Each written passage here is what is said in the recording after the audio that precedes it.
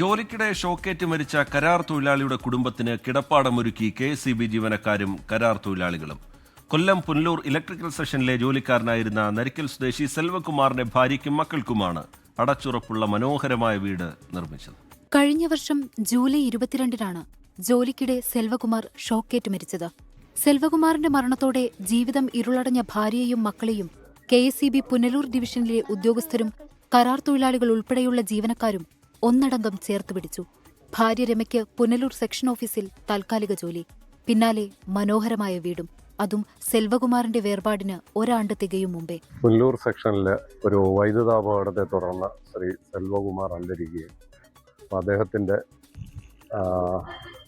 പത്നിക്കും 2 കുഞ്ഞുമക്കൾക്കും ഒരു വീട് വെച്ച് കൊടുക്കുന്നതിന് എല്ലാവരുടെയും സഹകരണത്തോടുകൂടി വെച്ച് അതിൻ്റെ ഒരു താക്കോൽദാന ചടങ്ങാണ് ഇന്നിവിടെ പോയി നടന്നത്. Punalur electrical division executive engineer Suresh Kumar താക്കോൽ കൈമാറി.